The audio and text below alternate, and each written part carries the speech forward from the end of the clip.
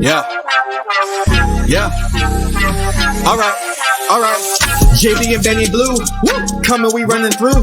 We number one is 100 views. Come at the top with a stunning view. Chef's kiss with a hot plate. Do a Hail Mary, no pump fake.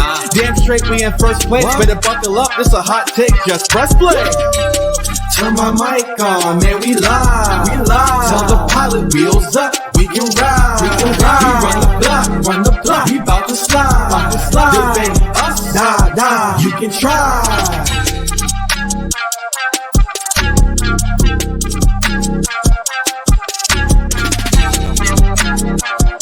Viewers,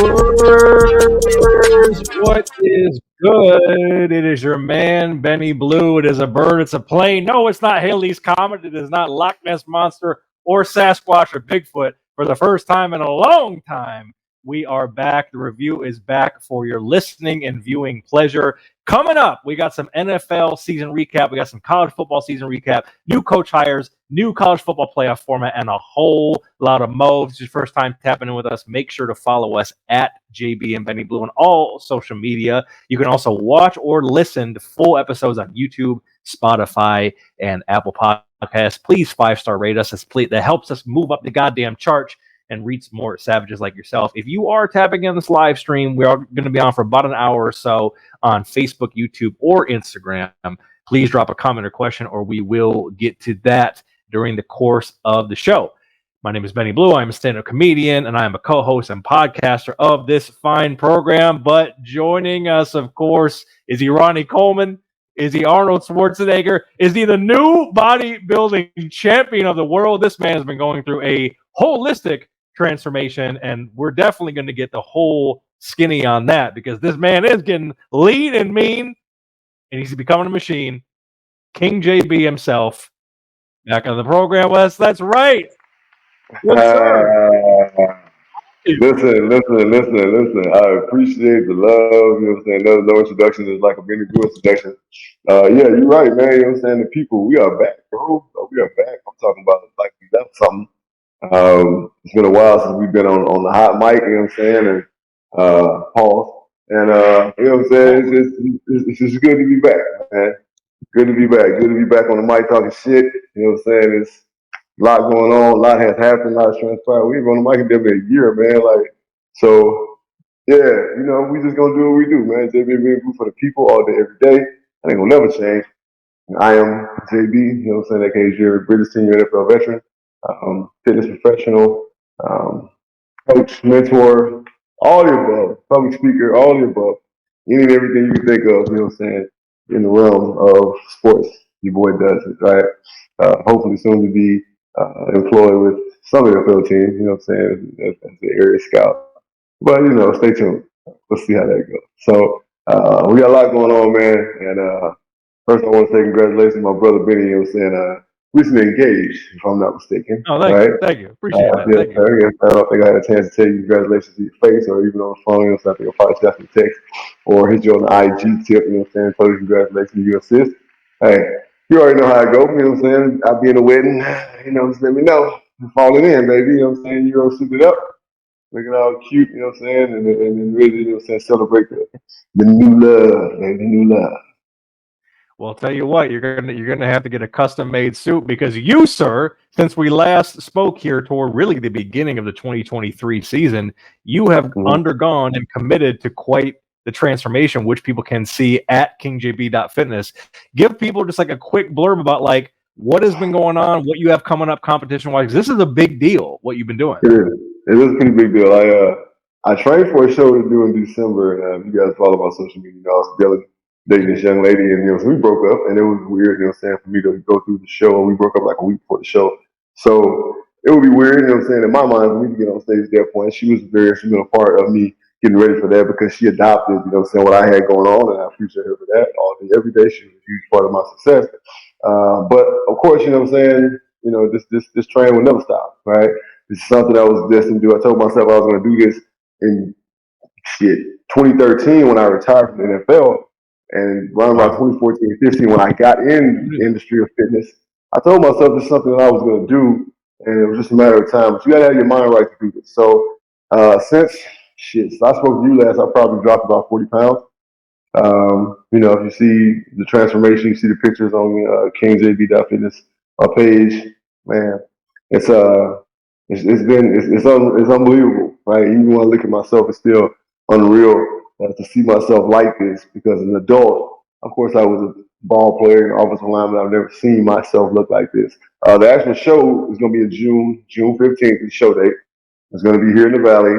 And as I tell everybody, when I walk on stage, I want people to be walking off stage. All right, that's the point blank period. It's a physique show. It's natural. I'm not on no gear. I'm as natural as they come. The only thing I'm taking is creatine and branched amino acids and nitric oxide and things of this nature, like all this natural stuff. So there's no metabolic, no anabolic, nothing going to my body. All right, no test, no nothing. It's just hard work and dedication. And as I like the hashtag on most of my posts, my reels hashtag hard work pays off. Bottom line. So yeah, and we're not gonna stop. That's the thing. It's gonna never stop. So this is my lifestyle. This is just what I do. It's my profession at this point. But this will never stop. This is something I promised myself years ago, and it's just me manifesting what I told myself years ago.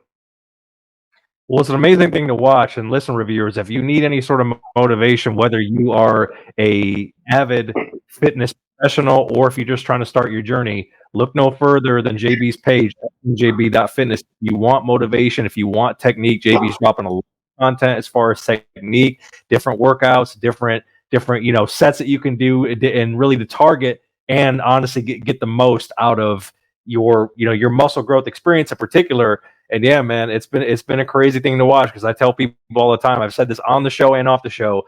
When I met you, you were still basically at playing weight and you had like a different body type. You literally had a different body type. And now you look legitimately like a bodybuilder, which is crazy. Because it's like you now like you truly are getting lean to me. I've been seeing the poses, like I've been seeing it. You've been doing it. Yeah, man. Listen, I'm fully focused. Like right now, we're back in prep. We just saw me drink a beer. I'm not, I'm not a bodybuilder. So I just want people to understand that I'm not a bodybuilder. I'm a man that set a goal, and that's what I'm going to do. And I'm doing the things that are necessary and required to achieve that goal. So again, I'm not a bodybuilder. The benefits, you're going to look a certain way when you lift a certain way, when you do certain things, you do bodybuilder things, you're going to look like a bodybuilder. But get it twisted, not. I'm an athlete, right? So the videos you see on the track and so on and so forth, and it's trippy to me how when I'm in the weight room and I'm in the gym and I'm doing these exercises, I do like a bodybuilder. But when I'm on the track, I don't like a bodybuilder, right? I like an athlete, right? So that's who I am. I'm an athlete. And my objective is to continue to get better and get in better shape. Every year that goes by in my life, every year I'm blessed to be another year. You know what I'm saying? Every year I'm blessed to see another year. I'm on, basically, thank God by continuing to put myself and get myself in the best shape possible going forward. So, as of right now, again, June 15th, the show date. Continue to post that stuff, let you guys know exactly where the venue's at. And yeah, we're touching down the cause hell, working no boost. All right. Well, listen, June 15th and when it's coming up, we're definitely going to be sharing all the information so you can come out and support or just show your love in general, on, of course, all of our social media pages. We had our illustrious little brother, Mitch. There he is joining us from Parts Unknown, a.k.a. a camper in Washington. He is back from KSU and casualsports.com, Arizona, joining us from rural Washington somewhere. Money making Mitchell Hughes. How are you doing? We're back. You're back. We got muscle making JB. We got marriage having Benny Blue. We got money making Mitch. We're back. Also, I heard you do something with KSRN in my intro. I don't believe I'm with KSRN doing articles anymore. I am on my own, working in places unknown, ready to do this show all over again. Mitch, why the hell do you sound like you're trying to sell used cars right now? That's just because I got your cars. I got an 06 Prius, slightly used, 250,000 miles, and it will run 20 more thousand miles. Good luck. Mitch, like everything must go. All you need is a fucking waving, flailing thing behind you. You know what I'm saying? Mitch is clearly falling on hard times. He now lives in a camper and he's selling Honda Accords. So that's his life now. So it was a hard fall from the top, Mitch. But how how are you doing? First of all, we haven't actually spoke to you in a minute. So how are you just doing as money making Mitt? How's life? We are doing good. I'm back on the sports circuit. After the Diamondbacks World Series that burned me out because watching 180 baseball games is way too much for any human to do. I'm back on the sports circuit. Took a little break, but I am ready to be back. All right. Well, goddamn it, we are back. We have some savage NFL and college football recap. So get into it right now. And for the Super Bowl, the Chiefs Kingdom, the Kansas City Taylor Swifts, defeated the Niner Gang at 25-22 in OT for back-to-back Super Bowl titles. Let the record show, reviewers, that JB and Mitch correctly picked the Chiefs to go back to the Super Bowl, although they picked the rematch with the Eagles. I picked the Eagles and the Bengals, and only Mitch picked the Chiefs to win it again. So, Mitch, what was your overall assessment of the game? And as we were going through the playoffs, was there a time either at the end of the season or during the playoffs where you thought, oh, the Chiefs, they might run this thing back and they might actually do it? My biggest scare for the Chiefs was when they lost to the Raiders, in that gross fashion. But I thought after the Titans beat the Dolphins, which made the Dolphins lose home court, which meant Kansas City got a game to get their crap back together, I thought they had a chance to make it to the Super Bowl. I thought the 49ers were not going to make it. I thought Lions were a better matchup against them. I thought Lions could have potentially made it to the Super Bowl at that point. And then I wasn't going to have much hope for the Chiefs if they did that. But when I saw 49ers, I did a little deep dive into seeing what the pros and cons of each team are. And I was pretty confident. As I told you guys, I saw halftime 49ers were up by 10. Bet on the Chiefs at that moment. I was a pretty confident person once the Chiefs and 49ers made it. Nicely done. And JB, listen, you're no stranger to giving the Niners hell. So on the Niners side, what did you think about Shanahan's game planning? Obviously, they were pounding the rock pretty well with CMC. Purdy had kind of a slow start, then he got going. But then what was in question is what they were doing in overtime. Did they know all the rules and all that shit? So what was your assessment of what the Niners did in the game? Once again, getting to the Super Bowl, having an opportunity to win, and then tricking it off in classic Shanahan fashion. Choke artist Shanahan, I'm just gonna call it spade a spade. It started from the Super Bowl. He was the OC at Atlanta versus the New England Patriots. Of course, you understand, blowing a 28-point lead because of his questionable play calling.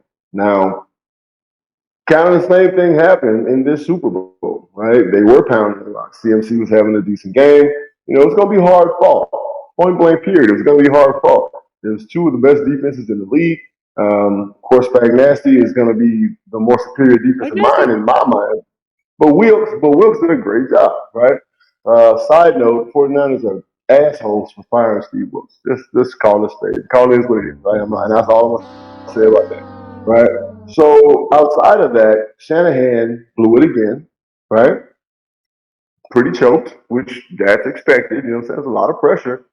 And they got out coached, which of course, when it all said and done, I told people I pretty much predicted exactly how the game was going to go. I just thought there was going to be more points scored, right? I knew there was going to be some drama in the third quarter where they were going to kind of stumble. I knew the fourth was going to be a kind of war of attrition. I couldn't predict the overtime. I thought the Kansas City was going to try to kind of ice it with a field goal to win it and win it by about 10 points because they were just going to kind of eventually take over the game like the last 6 or 7 minutes left. Overtime, San Francisco took the ball. Okay, quote unquote, they didn't know the rules. Hey, listen, we have an NFL meeting every year. The beginning of every year, we have an NFL players meeting in which the referees come in and discuss the new rules. Now, the hottest thing going for the last 2 years was, of course, after the Buffalo game and the Kansas City game was the overtime rules in the playoffs. Right? Well, the other team should have a chance to get the ball. Okay, great. Well, the other team's got a chance to get the ball. Right? Y'all had it first, couldn't do shit with it. Kansas City took it down the court. You don't know the overtime rules? It's your goddamn fault, right? That's your head coach's fault. That's a lack of preparation, right? And of course, that's just not attention to detail. There's no stone to be left unturned when you're playing the Super Bowl. This is the granddaddy of them all. It's the end all, right? There's no more games after that until goddamn September. So what do you mean you don't know the rules? That kind of shit is that. That sounded weird as hell. I've heard more excuses there. I've heard more excuses from 49er fans, 49er players, right, since they lost that damn game. And then, of course, again, to top it all off, they fired Steve Wilkes, who had the number top, and whose defense was in the top 3 the entire year in damn near every statistical category. You fired him, man. Okay. Well, you know what? They're gonna get what they deserve coming down the line. I'm just gonna predict this. I don't think San Francisco gonna have much success going forward the next 2 or 3 years. I think Shanahan is going to eventually get fired because you keep choking, fam. You got all this talent, right? Everybody knows that your offense is a system. We've talked about this multiple times on our podcast. It's a system, right? This is why Purdy, Mitch, right, is having such success, right? Because it's a system. We watched multiple quarterbacks in this system have success, right? The one that we just go really harp on, you know, who's trash, to be honest, Jimmy Garoppolo, right, had success in the 49ers offense because it's a system. You learn how to run that system. They make it friendly for you. They run the ball. Good things happen, period. So I don't think this 49ers going to have much success going forward. I think they're going to kind of fall apart. They already got some cap issues going on. There's a lot of money been spent. So, yeah, we'll leave it at that. Shame on you, 49ers. I wouldn't call Jimmy Garoppolo trash if I were you, JB. I'm trying to find some sports betting places where I can go and put you as an assistant coach for the Raiders. And we don't know what's going on with Garoppolo. So I would like to put some money down. So don't call him trash and ruin my prediction. Garoppolo got cut. He could get re-signed. Don't ruin it. And who picked him up? All right, who's picked him up? If he's a quality quarterback, you're going to get him right now to at least be your good backup, to at least be your 81 backup. Ain't happened yet. Yeah, so, and Garoppolo will be suspended for 2 games for violating the PED rule, and I guess he has been cut or is going to get cut. Mitch, real quick before we move on, do you want to take any opportunity to defend your guy Purdy Fever in like 30 seconds? Yes. While I do agree that I think he's more than just a system quarterback. I think he can read that his ability to the best possible. Like, he definitely sees things before others do. A little bit, just like Tom Brady had early on in his career. He was able to do that. Yes, he has a lot of talent around him, but he is able to go and do what is needed, and he is accurate, which is all you really ask for. Okay. All right. Fair enough. I think both things can be true, but listen, the Chiefs championship pedigree shine through, even though their receivers' hands were made out of fucking straight stone this year, so they got to figure that shit out. But either way, shout out to them, and shout out to fucking Travis Kelce's upcoming action movie that he's probably going to be in while filming in the summer. So that's great. Moving right along, I believe only one of us on this goddamn show picked my Kitties to win the NFC North. Well, you two picked the goddamn Vikings. And gentlemen, I'll tell you what, we're going to get into our college football. But JB, this is like in 8-year history of doing this shit. That's right, I said 8 years. This is easily the greatest fucking football year that I've had. And we're going to get to this. I am the only person on this damn show that has had a team that has won a fucking title in the time that we have done this show, which we're going to get to in a moment. But the Kitties, they won the NFC North for the first time since 93. It was the NFC Central back then. They hosted their first game at Ford Field, and they made their first NFC championship since 1991. We can get into the game in a second where they had the lead and tricked it off. Dan Campbell was trying to play Madden on rookie mode again. Should have took some points. He blew it, but I'm curious to get your thoughts on that. But overall, your assessment of the Kitties and what they've done in the rebuild and what they did this season with maybe where the expectations were to what they actually ended up doing this year. I knew they were going to be special. Man. I didn't know they were going to be that special. Man, it was fun to watch. Even though we did our picks, I would pick against them a lot. Right, because I was just waiting on them to fall, because that's what the fuck they usually do, right? So, you know what? Shout out to Dan Campbell and his crew.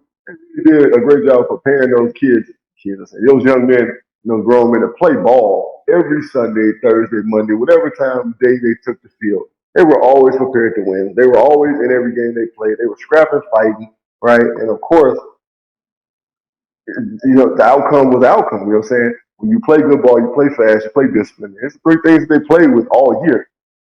You get that team, right? So shout out to the kids, and I feel like they're going to be good for quite a while coming up. They're going to get some key pieces, and they're going to be good going forward. As far as the game, I mean, shame on you, Dan Campbell. Like, you kicked 2 field goals, y'all didn't win the game. I'm sorry, y'all went to the Super Bowl. All right, and everybody's going, you can't say that because you don't know how to. The word momentum in it, right, is powerful, especially more so in football than anything. We've all seen games where momentum switched, and the team that gains the momentum seems like they can do no wrong, and the team that lost the momentum can do nothing right. So that's basically what happened. The 49ers gained that momentum, and it was like Detroit was done behind him not kicking one fucking field goal. Then he did it again, and more momentum gained. So every time he didn't kick a field goal, San Francisco capitalized and scored on it. Momentum gaining. Things fall apart for Detroit, and they blow an opportunity to go to the Super Bowl for the first time in history of the franchise. Come on, man. Like, he then, of course, he's like, in typical Dan Campbell fashion, well, I gamble and I lost. Well, it ain't your goddamn money to gamble, bro. Like, it's not your money. You gambling with house money. You done borrowed some money from your boys, you know what I'm saying, to go play blackjack, and you done lost that shit. Like, that warrants an action, right? So, like, shame on him, man, for that. You know what I'm saying? And if I could put one bad move on him, that's the only thing I can say that he did wrong this season to me. Right? He went for it. He was gutsy. You live by, die by, I guess. But he had the balls to do certain things at the same time. You have to play football. You got to coach football. Sometimes football 101 kicks in. You just have to do it by the book. That would have got you a win, man. Right. Exactly. I mean, listen, he was known for the gambling. He played the analytics, and a lot of times it worked. But in this instance, he went to the casino one too many times, and he definitely took some money out of Junior's college fund to try to make a bold move, and it didn't work. Mitch, you were talking about what you maybe wanted to see in the matchup as opposed to the Niners. When you look at the NFC Championship, the way that they were moving the ball on offense in the first half and really kind of stifling the Niners. I mean, what were your thoughts on my Kitties in that game? And like, did you feel like, in your feeling, did they seem like a contender, or did you feel like it kind of kicked in where it was like the 1 year too early factor kicked in for Detroit at some point? Do you think? Ooh, that last part you stuck me on a little bit. So I think they were real contenders. I know I was stifling you all year, just being a jerk about it, but they were contenders.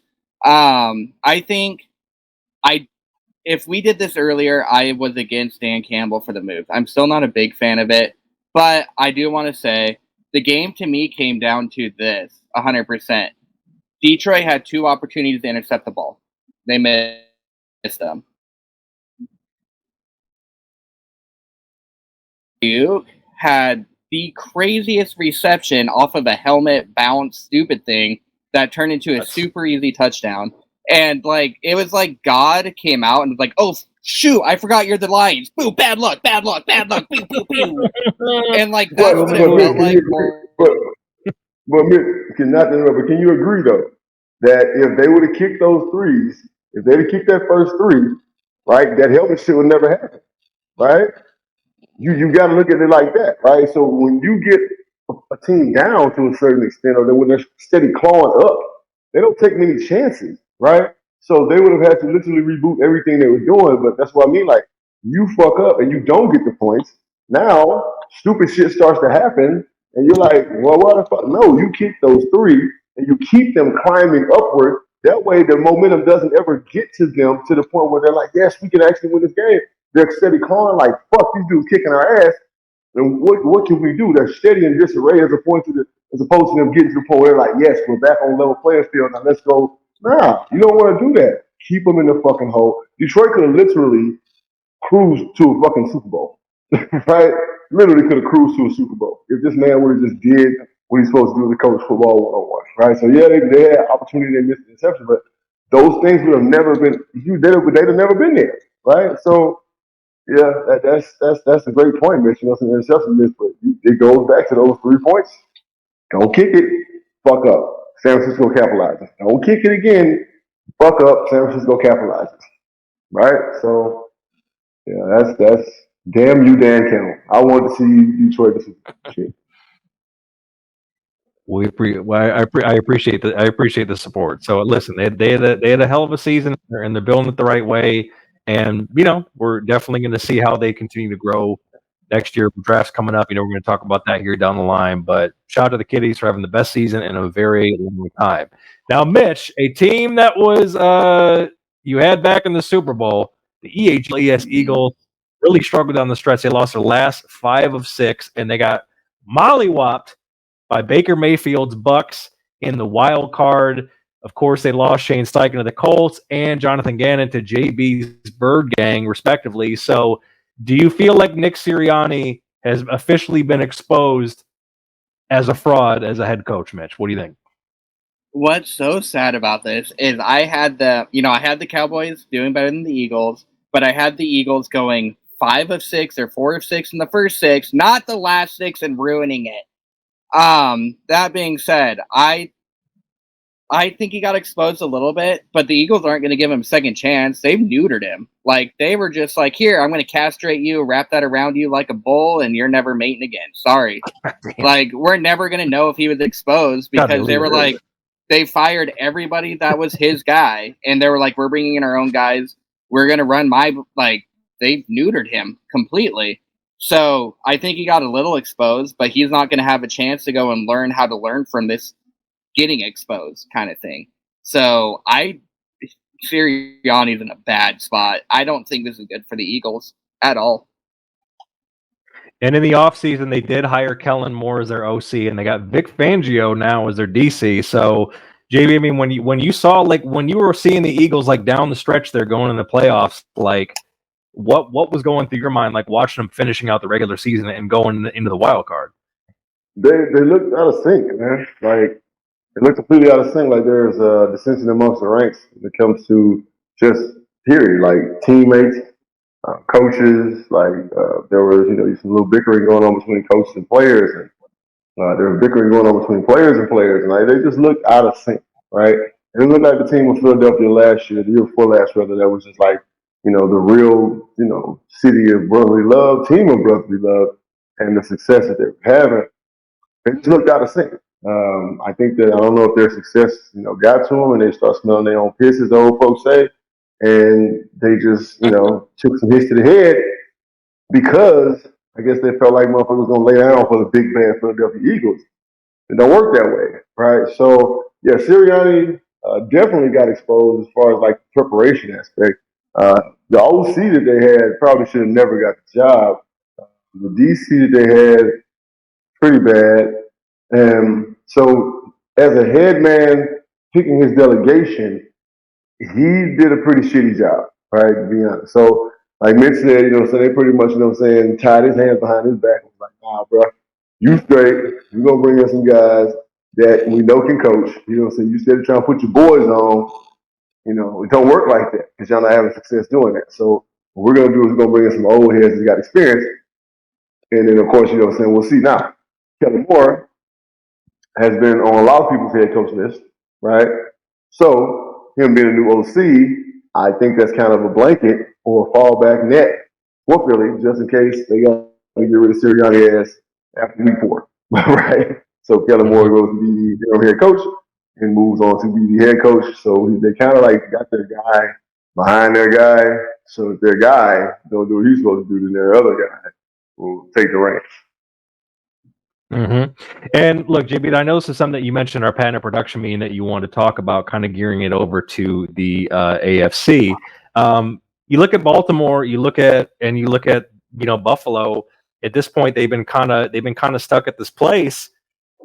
I know it's something that you want to talk about, both these squads. Where do you talk about, like, where you see these guys going, and even some of the coordinators? I mean, hell, you look at Ken Dorsey, he's fucking losing his shit, and then now he gets hired by the Browns.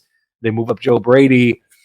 there's some shuffling in the decks, and then you kind of look at these teams. It's like, what do they really need to do to get over the hump? But when you look at Baltimore and Buffalo specifically, where does your mind go as far as like where the hell are they at this point? Buffalo is in a bad way to me. I think they're about to fall apart. You know what I'm saying? Of course, you know what I'm saying? They keep talking about Diggs flying the coop. They're talking about, you know what I'm saying, who's going to be their parent, who's going to replace him. Teams are chomping at the bit, trying to trade for him, and we were even in the mix. They were talking about us, you know what I'm saying, trying to possibly cop Stephon Diggs, and I was like, no. Keep that diva where he's at.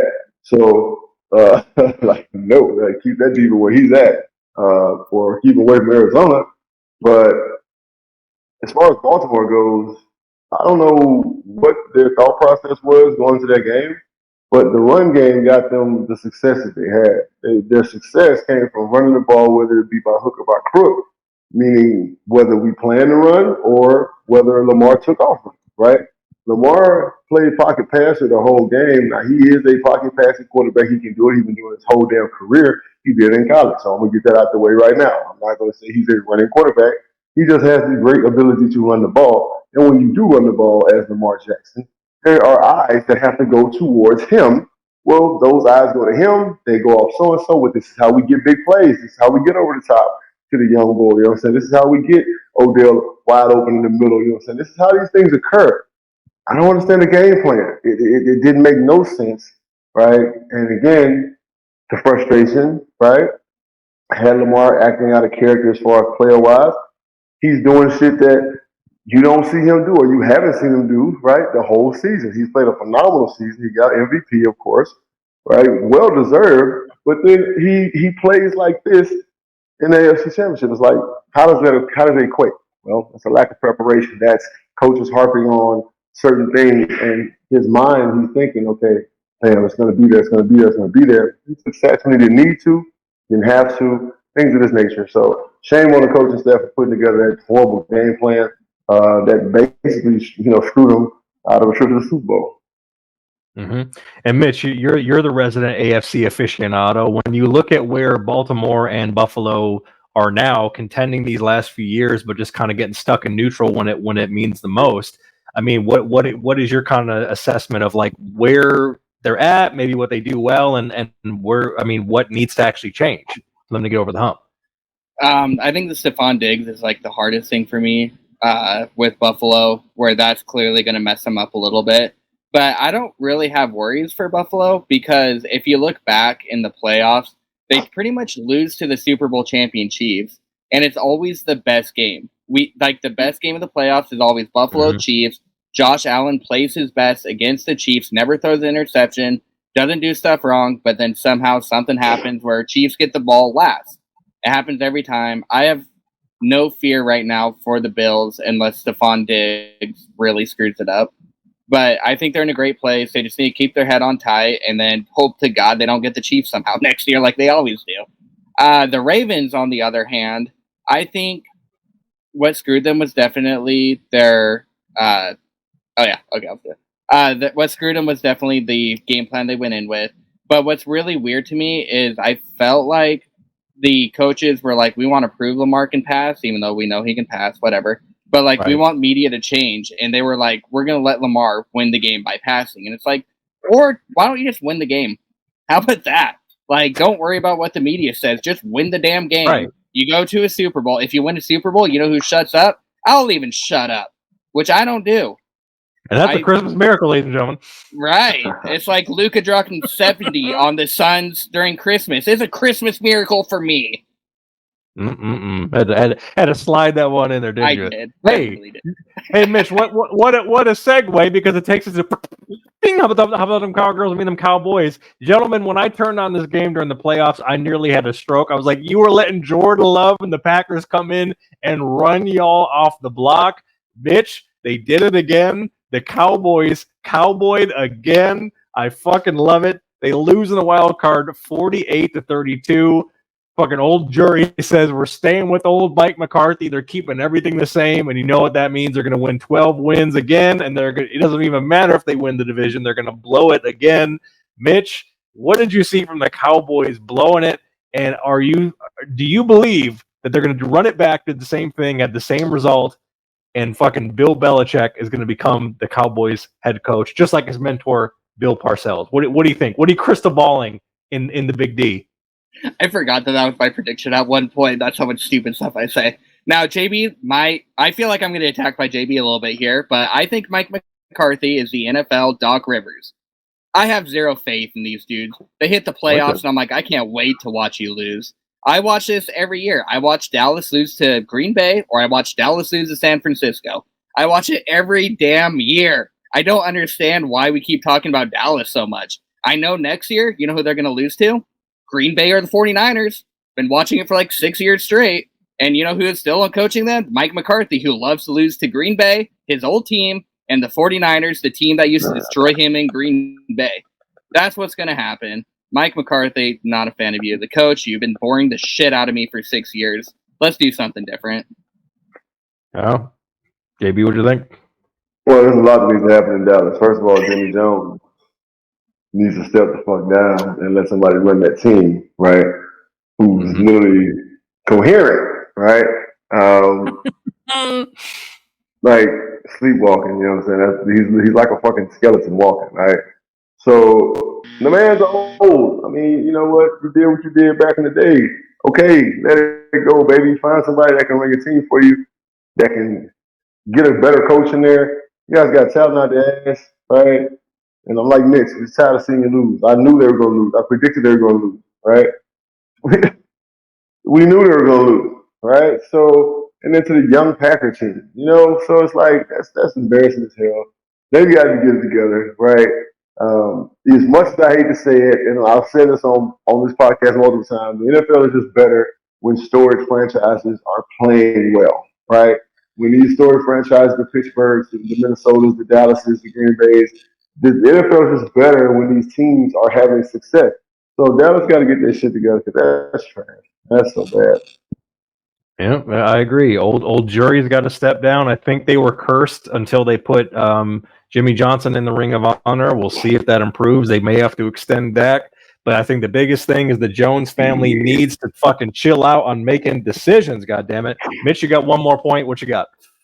I will say, I think next year we're going to talk more a lot about Jordan Love. He did catch fire at the second half of the season. This kid might actually have something. I think he caught on a little late for anyone else to catch on, but I definitely think that he might be the real deal, and that's why they beat the Cowboys. Well, they'll have one more year to decide if they want to extend him. So they're probably gonna see if it was real, if it was a mirage. He's gonna turn back into a pumpkin. Mitch, keeping it with your Titans, we're gonna start covering our own teams. You talk about the Lions. I don't want to do it. Too bad. No, too bad. You're contractually obligated to talk about your bum ass mediocre Titans. They go 6-11. They fire Mike Vrabel to hire Bengals OC Brian Callahan, and they have over $65 million in cap space. GM money making Mitch, if you were making the decisions for the Titans, what are you going to do going into 2024? I'm going to stop signing wide receivers to 2-year deals that are over like 37 years of age and not use them correctly. That's going to be one thing. I am going to go and try. I mean, and the wide receivers are good. We're not using them. Do not take that the wrong way. I really think that, they hired Brian Callahan. He's coming from the Bengals offense coordinator. They think I am putting all hands on deck on that offense. I'm going to go and, I liked Mike Vrabel. I told you guys I wanted Mike Vrabel to stay. I was not a fan of that one. But I'm going the exact opposite now. I am going to go, I'm getting rid of Henry. I'm getting rid of everyone. And I'm getting a very explosive, hot offense, trying to go as much Dolphins-like as I can to make it fast and fun. And then that's where all my $65 million is going. But that being said, please keep Derrick Henry. He's the only reason I still watch you guys. Moving on to your Cardinals. Your Cardinals go 4-13 in Jonathan Gannon's first season, and they have the number 4 pick in the draft. JB, what was your overall state of the Bird Gang for the Cardinals, and what do you think the future holds as far as like their needs? And Kyler came back, played well, all that stuff. I like just the flow. I like the attitude. It's 9 o'clock. I like the comparison. Not the comparison. But I like the competitive spirit. Right. It was just different the whole year to watch him play. They were excitable. They were fun to watch. Felt like they were going to win any game they played.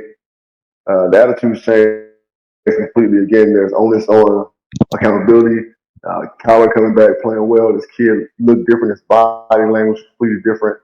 Uh, and of course, going forward, I'm super optimistic about what we're going to be able to do next year. Of course, our main concern is offensive line.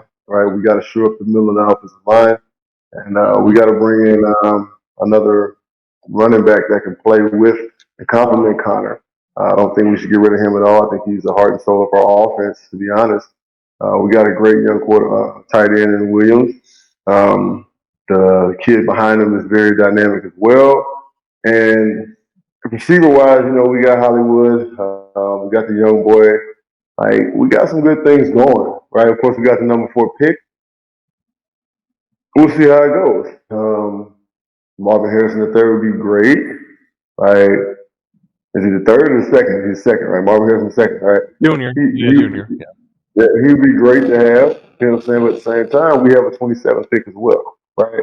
So do we use that 4th pick for capital, right? And get a couple 2s and a 3, or 2 and a couple 3s, right? And give somebody that 4th pick and just keep our 27th and pick then. I don't know, right? It's a toss-up. We'll see how it goes, but I know for sure we got to address offensive line first. We do need a couple. We need a couple edge rushers, one veteran, one young. We do need a defensive backfield. We need another shutdown corner, right? We need some things, but just key pieces. We don't need to rebuild. That's the thing. We just need to add pieces to our puzzle. Again, start one offensive line. I feel like we're going to be just fine next year. I think we're very competitive next year. Yeah, look, they definitely played hard. Hell, they beat the Cowboys. They stole some games, and they actually, I think they actually played hard and started to develop a winning culture under Gannon. I thought Kyler played well when he came back. I like what I saw from Trey McBride and some of the playmakers. I like Rondale Moore. I said Williams. I'm McBride. I'm thinking about the Yep, Trey McBride, and then Rondale Moore was great. I think he's versatile because he's a good special teams player as well. So I think there's some good pieces, like you said. I mean, could Marvin Harrison be their next Fitz? Hopefully, with some jewelry on his finger, that could be the thing. Or like you said, they can wheel and deal, and they could get some more capital to try to add some more pieces. So we're going to see coming in to the draft coming up here in April, which is in Detroit, which is pretty tight. All right. Speaking of great players, Mitch, NFL honors came and went. Just going back to our predictions in September of last year for MVP, JB picked Hurts, I picked Joe Burrow, and you actually picked Patrick Mahomes, which was honestly a pretty damn good pick. So you have Lamar taking MVP. Coach of the year, JB had Nick Sirianni. Jesus Christ. I had MCDC Dan Campbell. Mitch, you had Sean Payton. For Offensive Rookie of the Year, I correctly picked C.J. Stroud. JB picked Bryce Young, and Mitch picked Bijan Robinson. For Defensive Rookie of the Year, JB got that correctly. He picked Will Anderson. Mitch, you and I picked Jalen Carter from the Eagles. For Offensive Player of the Year, it was Christian McCaffrey. And let's see, where do we have that one? Do we have that one? And I think we picked that one. Did we? It's a Rookie of the Year. But anyway, that was CMC. Then you had Myles Garrett, and then Comeback Player of the Year was Joe Flacco. Coach of the Year was Kevin Stefanski. Mitch, were you happy with all of these? Do you feel like the it should be after the season when they do these? Like, Mitch, what are your thoughts on all the winners of these main categories? I'm not a big awards person. I understand the point of them. My favorite is Comeback Player of the Year, Joe Flacco. There's a dude that died and couldn't get enough tackles when he came back to win Comeback Player of the Year, which was like, if you got 2.5 tackles, you probably would have won. But Joe Flacco comes back 4 weeks before this season and wins it all. That's amazing. Besides that, it's all pretty. I mean, Stefanski was a really good pick. I really like that one. After that, it's all kind of, I know I was wrong, but it's kind of predictable. MVP, a quarterback, Offensive Rookie of the Year. I purposely chose running back because I was tired of it being a quarterback. Quarterback won.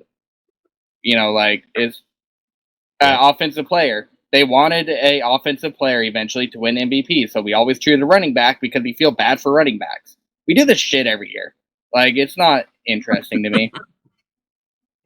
All right, JB. What do you I'm cool with all of them, man. Except the Fancy, right? Yeah, I didn't like that one. Yeah, I felt like man's our guy over in Houston, you know what I'm saying, should have got Coach of the Year. Like that was like hands down. Yeah, he should have got like hands down. Rookie quarterback, rookie head coach.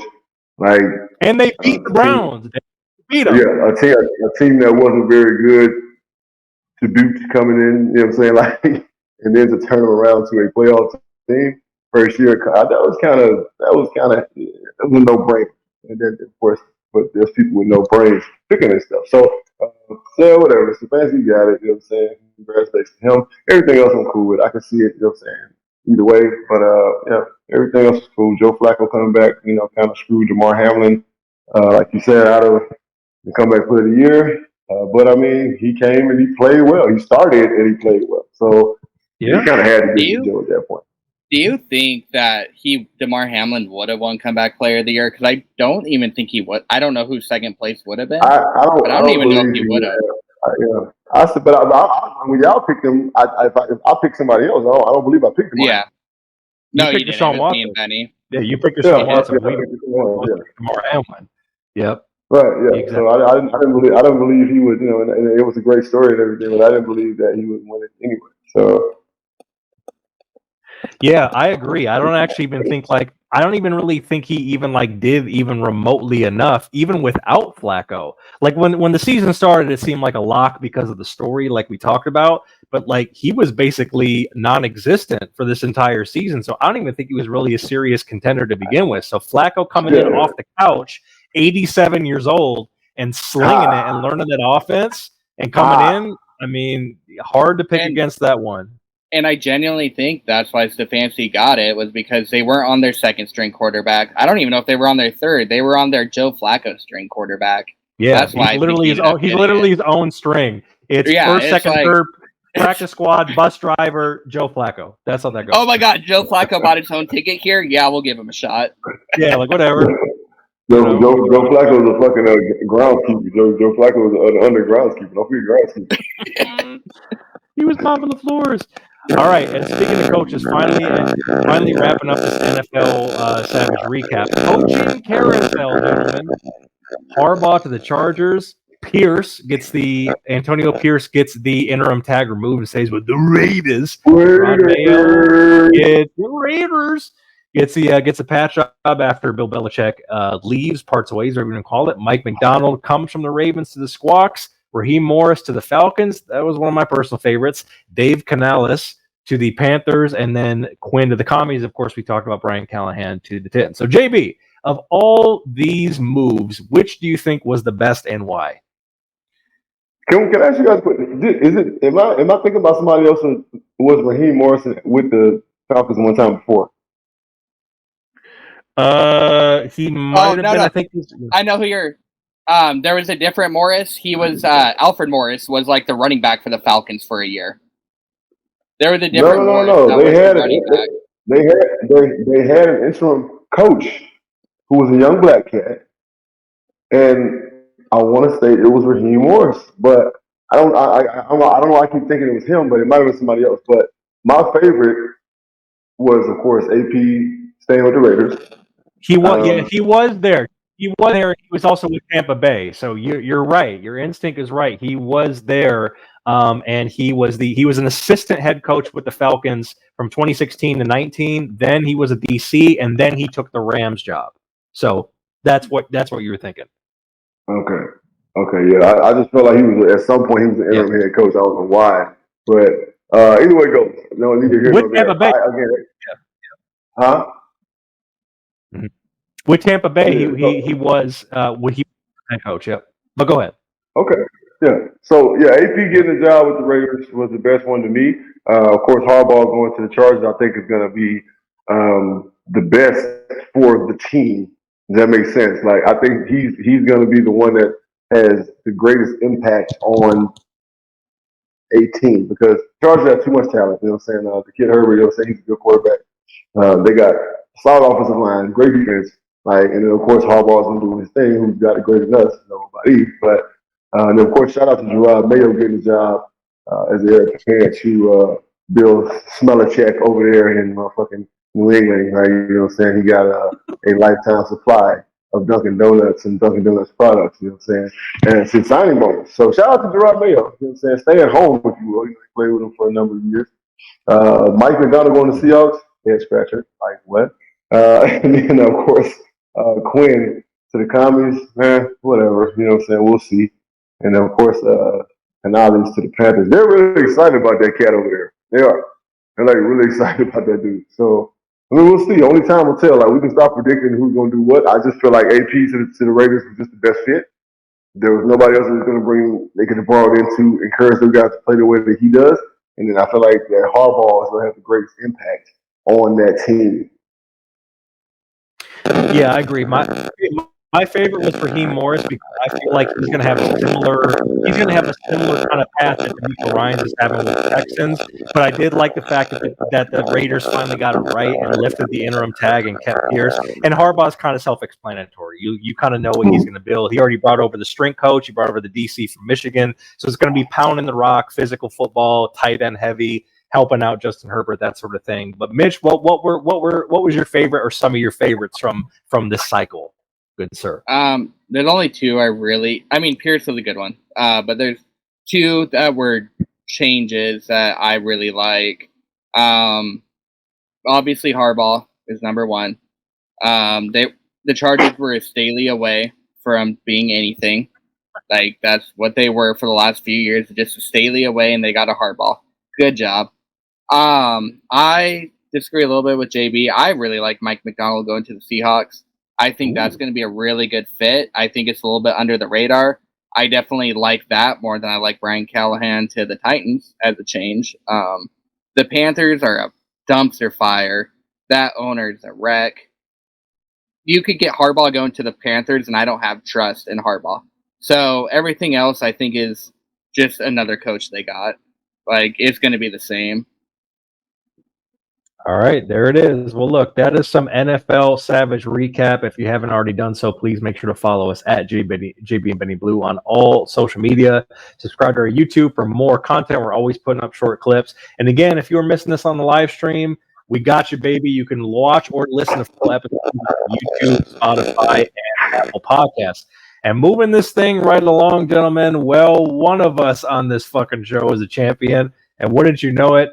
It is the Michigan Wolverines winning the Natty for the first time since I was a young boy in 1997. Harbaugh fulfills the promise, and they've promoted Sharon Moore, who was the interim head coach for all these fucking crazy ass. Oh, they're stealing signals using a fucking Morse code, and Harbaugh's buying kids a fucking hamburger, and all the sanctions are going to come down. But they promote Sharon Moore to head coach. So JB, just your overall thoughts on Michigan's season, your belief in them or not to win a title, and then your thoughts on them promoting Sharon Moore to being the head coach. Well, I mean, I always move for the block. You know, block him. I've always had, a love for them. But just to watch them play, it was magical. It was a great season. They were strong in every aspect of the game. And then, of course, once you and when I watched the championship, I was like, well, that's going to be a wash, right? So you can pretty much just hand them a ring right now. Washington could have nothing for them. A better coach team, I think more talent in better places.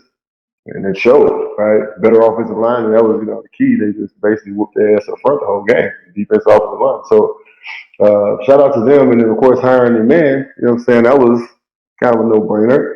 Like you bring in, you keep the person that's going to inspire these kids to play ball. You keep the person that's been there, and the person that the kids rock with, right? And he did show improvement, when he was in the head coaching position, and why not, right? You keep that person as the spearhead of your team, and you're going to continue to have good success because he's going to continue to be mentored by the man that left him. So, yeah, I think, Sharon Moore getting the job is probably the best thing they could have did.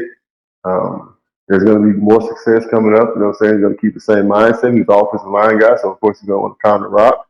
and then play action heavy, and they're going to kind of keep the same mindset as they did when Harbaugh was there. So yeah, they're going to be just fine. And Mitch, they did play your Washington Huskies in the Natty, and they got it done. So, what was your assessment of watching Michigan in the Natty? And on the flip side, what did you see from Washington? Obviously, they're going to be losing Michael Penix. They're going to be losing Dunze to the draft as well. And then Kalen DeBoer, of course, flies the coop when he took the Alabama job, which we're going to get into in a second. But what was your thoughts of actually watching Michigan and Washington in the Natty game? First half was good, but I felt like Michigan was still dominate. Like, when you see a tied scored, but you're like, it's not tied. Like, I know the score wasn't tied at halftime, but it felt like that. It was a close game, but I was like, yeah, Michigan's winning, though. Like, they're going to win this. There was a small tinge of like, Mitchell's drunk on hope. I was hoping, but I knew it wasn't going to happen. Hope and other things. Huh? Right. So I think Washington, they've done good the past few years despite getting a new coach every year for the last 3 years, I believe. They keep recruiting really well. I don't know how they do it. I keep thinking their time is nigh. Like, they're losing Rome.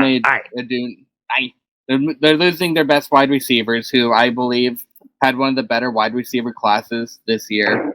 And I don't know how they're going to come back, but I have faith that they'll bounce back because they keep somehow doing it. My only thing is, I don't know if they will now that they go to Big Ten and they have to do all that traveling. That sucks when you're not used to that much traveling immediately.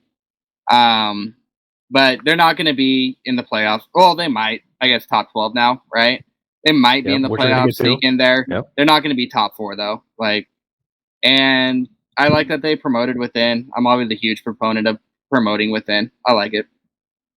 Yeah, look, Washington's a good program. It's going to be interesting to see when they make that transition with Oregon, with USC, with UCLA to the Big Ten, and just how that affects the schedule and with the expanding playoffs. So I'm excited about it. I mean, and listen, I said this on the show and off the show. If this was going to be the year that Michigan was going to do it, this had to be the year because we knew that Harbaugh was flirting with the Broncos, flirting with the Vikings. He had a wandering eye. He had one foot out the door. And this was a year that they finally had to get it done.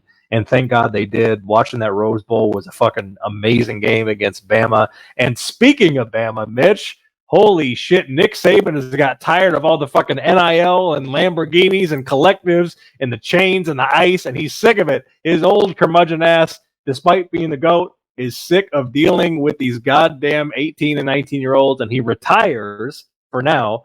292, 71, and 1 college record with 7 natties, including 6 with Bama and his first with LSU. Mitch, your overall thoughts on Nick Saban as a head coach, and do you think he's just going to take a media break and come back, or where do you think he's at in his life and career? Great career. I hate you only because I respect you too much. I just need somebody to hate. Nick Saban. As in Nick Saban or me? Both of you. Both. Nick Saban in this situation. But you know who, this is a generational thing. Bear Bryant was tired of dealing with 18-year-olds because, well, guess what? That was 40 years ago. Maybe not. But this is a generational thing. We all dog on 18-year-olds because we can. I think Nick Saban's done, though. It's hard when you're that age to work 16-hour days, to get on those planes, to scout, to do all that shit. It's hard. I don't blame him at all. I think he's going to love media. He's going to work 2 hours a week, and he's going to make more, or as much. Yeah, I mean, listen, he's probably going to get a big bag from ESPN or somebody to be on a college game day, or or a big noon kickoff to be on one of those desks. So he's certainly going to get paid, and he's a pitch man for Aflac, so he's still going to be doing that. But JB, your quick thoughts on Saban's career and what you think his future is overall as well. Well, he's done with ball. I can give him that. He's the GOAT, greatest college coach of all time. And that's just that. I love him because he's a stickler for technique. One of the greatest things about Alabama while he was there the entire time he was there, even with the emergence of the portal, is that kids that knew and they got it stayed at Alabama because they knew that they were going to play sparingly for a year and a half. They were going to start for a year, and then they were going to the NFL and play for 10 years, right? Because they were so well prepared to be NFL football players because of the system and the technique and the coaching that they were getting at Alabama. So that's the greatest thing that I think Saban did, man. And of course, and that's the reason why they were so good, because they had these 4 or 5-star players, and they made them such great technical football players. And of course, when you're playing against a lot of college kids that aren't like that, you're gonna have success. So that's one of the greatest things that he's done, and he brought people along with him, coach wise, that adopted his theory of technique and of discipline. And we've all seen him blow his top when discipline is not upheld. But that's one of the reasons why he's so successful. But he's done with ball, so he'll be talking shit on somebody's broadcast, before a game, like you said, college game day or whatever. I don't think he'll be a staple on that, but I think he'll be one of those guest appearance people, like pop on every once in a while, talking shit. Yeah, I agree. Well, speaking of coaches that are ending their careers and some that are just beginning, UCLA's Chip Kelly flies the coop to be the OC at Ohio State. They're trying to do whatever they can to get over this ass whooping from Big Blue. And our guy, friend of the show, Coach Foster, is now the head coach at UCLA. You saw us giving him his props and resharing from our interview. Go run that back at JB and Benny Blue. JB, just give your flowers to your former teammate and your guy, and wink, wink, nudge, nudge, potentially future employer when you want to deal with them damn kids. Coach Smoke, a.k.a. Coach Foster. Yeah. Tell the people. Smoke, man, I'm proud of you, bro. You know what I'm saying? I told him this already, but I'm telling the people that I'm proud of my brother. Man, he's been coaching for quite a while. He's been at UCLA the bulk of his career. He had a short stint over Texas Tech. But he's passionate about what he does. He loves his kids. He wants to progress his kids. He wants to make them good professional athletes. He wants to make them good young men. Because of his upbringing, his background, he uses that and he instills that in these young people. And he understands the work aspect, which is great. Right? He makes these kids understand that hard work is going to pay off and there's no substitute for it. And then he speaks their language. He's still young enough, to speak their language and to be able to understand and deal with kids, right? Whereas a Saban who has gotten tired of it, and I can totally understand shit. It's like you've seen multiple generations of phases of football, right? So Smoke is still right there at that age where he can still relate, so he can talk to these kids, he can understand them. And yeah, I expect great things from UCLA going forward. Well, we're excited to see it. We're going to support. We're going to be sharing the program, on our social pages, and also, he's a great developer of talent. He is sending guys that are walk-ons to the draft and running back. On the cool, he probably got like 4 kids in the league right now. He's running back, like 4, maybe 6, and a running back. He's had his hands on 2 or 3 years. So. Yeah, he's doing it right. So, yeah, I'm loving to see it, man. Again, congratulations to my brother, man. Yep, congratulations to Coach. And speaking of program building, Mitch, the Colorado Buffaloes had a ton of hype. Again, all the celebrities, limousine riding, jet flying. They finished 4-8, losing the last 6. A couple of them they really just tricked off in Coach Prime's first season. They do have the number 5 transfer class for 2024. They did get Jordan Seaton, the big 5-star hog out of IMG Academy. But you just being a formerly the artist formerly known as the Pac-12. What did you see from Colorado when they started and how they finished, and where do you think they're going as they move into the Big 12, Mitch? All right, follow me for a second because I'm start off as a hater and then I'm going to go and make sense at the end of it. They beat a lot of teams. Only as you can, Mitch. They beat a lot of teams that we thought were better than they were, which happens every year in college. Those rankings are bullshit every year. And then we're like, oh, this team's good. They lost. Then they started losing games to teams that were unranked. But they lost a lot of close. Here's where I'm not a hater anymore. They lost the games, a lot of them close. All right? A lot of the times, the ball can bounce a different way, and your record changes completely. You see that like the Chargers with Phillip Rivers. Like, they score the same amount of points, but they could be 13-3 or 3-13. It was the weirdest fucking thing ever. Every year, it bounced back. So, easily, Colorado could finish better. Their conference just got a hell of a lot harder, though. That's for sure. And they fixed their problem. I want to see more with the talent they have. This is going to prove to me how good of a coach Deion's. I know Deion's a good coach. This is going to prove to me, though, how much he can do with the transfer class. I'm going to learn this year what's more important, a transfer class or scouting 24/7, like a Cristobal kind of guy that gets those good talents there, or can you steal them from Cristobal? I don't know. We're gonna learn a lot this year. I don't know what the answer is. True. I think Colorado will be better than 4-8. They played their asses off. They just lost close fucking games. There ain't shit you can do about it sometimes. Mm-hmm. JB, real quick, your thoughts on Colorado this past year and going forward? They're gonna be rough next year. All Dion needs is dogs. That's the bottom line. He's a great motivator, but he does have great coaches on the staff. That's the thing we can't negate. Right? We can't look over that. He has great coaches on the staff, right? So, and again, they believe in the same thing, technique, making sure these guys are playing this football. So they're gonna be good next year. They lost a lot of games this year.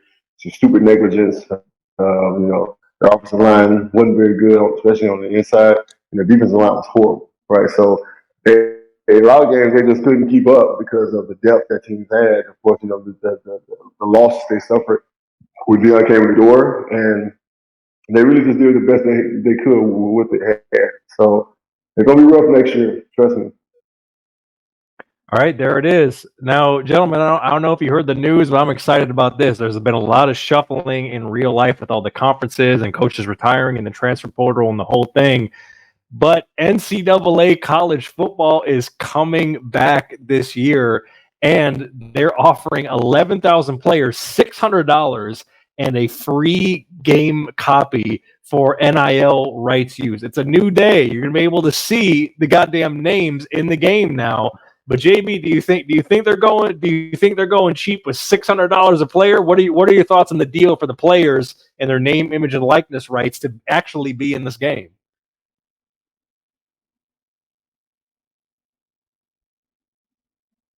Who you asking, me or Mitch? Yeah, JB, I'm asking you. That's great.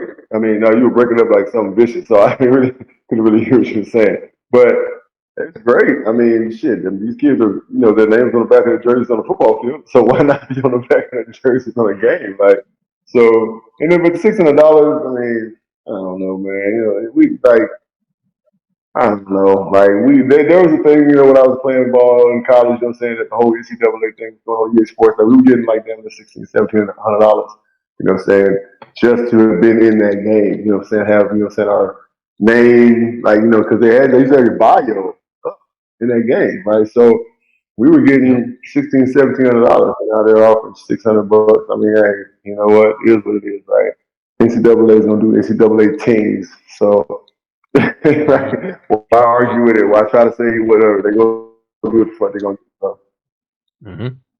All right. And finally, speaking of changes, Mitch, we are getting the new college football playoff format starting in 2024. The top 4 teams, try to do a little research on this. The top 4 teams get a bye. It's a conference champs, not necessarily the power conferences, but it's the highest ranked conference champs. And 5 through 12 will play each other in the first round on the home field of the higher ranked team.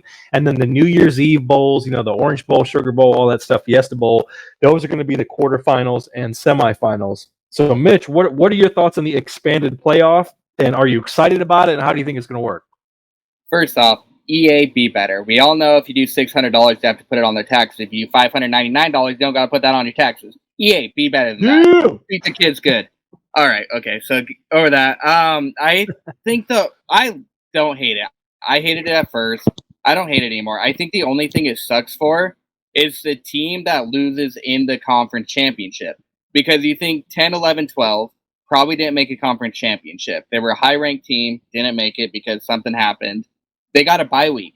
They did not make the conference championship. The people that win the conference championship get a bye week. The ones that lose have to play the next week against the team that had a bye week. That is the only thing I don't really like, is that the losers of the conference championship get screwed the hardest. True. JB, your thoughts real quick on the format? I'm glad it's like that. I mean, it's going to be shitty. It's going to be kind of weird at the beginning, but like the opportunity for a lot of these smaller schools to even just get the recognition to say that, hey, we went to the top 12, right? We went to the playoffs, right? What's the name of the school? James Madison, who was undefeated all year. Right, like that's an opportunity for Liberty was up there, yeah. Right, Liberty. UCF went 2 years undefeated. Right, even so they might get smoked. When they get up there. But hey, recognition, you know what I'm saying, money, all that stuff is coming to these schools because, hey, we just got into the top 12, the playoff bracket, yada, yada, yada. So I think it's pretty cool, man, you know what I'm saying, especially for those smaller schools that have success, that are having success, like those schools in particular we just named, like undefeated, like, you know what I'm saying, so, and we're ranked in the nation. So, hell yeah, man, you know what I'm saying, I'm all for it. I can't wait to see it. It's going to be exciting. Well, there it is, people. That is some NFL and college football savage recap. Whether you've been watching on Facebook, YouTube, or Instagram, or you're going to tap in later, we appreciate you. Make sure to follow us at JB and Benny Blue on all social media. Again, you can run this back, watch or listen, YouTube, Spotify, Apple Podcasts. And as always, the man needs to take us home with some "We Need Us." Mr. Bridges, talk to the people about where your mind is at, sir. Oh my God. You know what I'm saying? It's been so long since I spoke to the people about things like this. With all this silly shit going on, man, people out there, raise your damn kids, right? Stop letting social media raise your children. Start making your kids be accountable for the things they got going on. Raise a tougher brand of children. I deal with kids all day. I see them all day at my gym. These kids are getting worse and worse by the day, right? Social media is raising these children. They keep their phones in their hands. They have everything at their fingertips.